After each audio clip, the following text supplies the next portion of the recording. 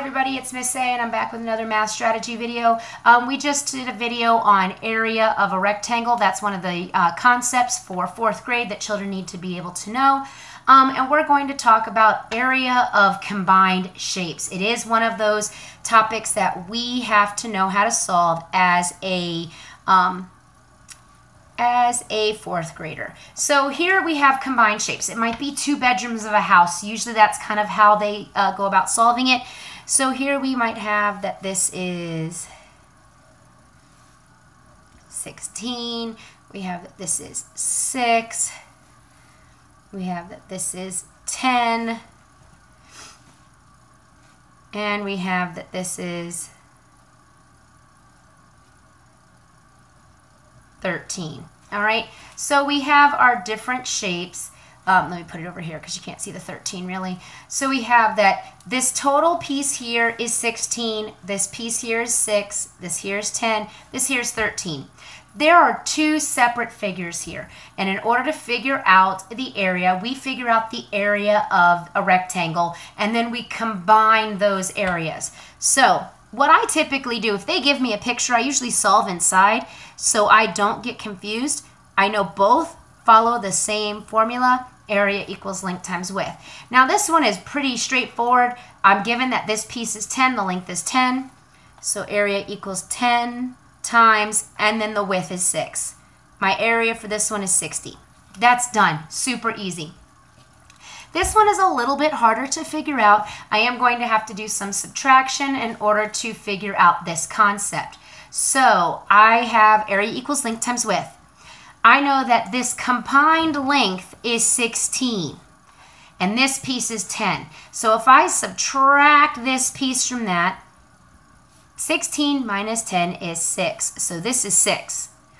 And I know that this one here is 13. So now I can figure it out. Area equals 6 times 13.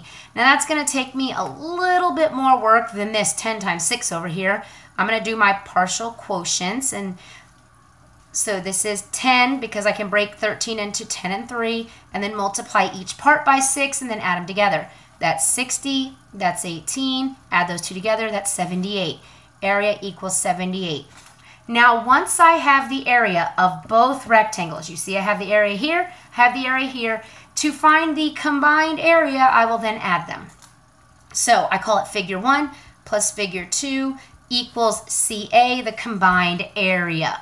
Figure 1, figure 2, and when I add them together, it's the combined area. So that is 60 plus 78, which equals 8 plus 0 is 8, 7 plus 6 is 13, and don't forget feet squared. I need my units, and that's how we do combined areas of a figure. Now, in contrast to combined areas of a figure, we do have where you may have to figure out, and it might look something like this. So here I have a garden, and my garden is rectangular because 4th grade we do rectangles. And let's say I have this spot right here that has a tree that I don't need to worry about sodding. I want to lay sod down, so I want to lay stuff down here.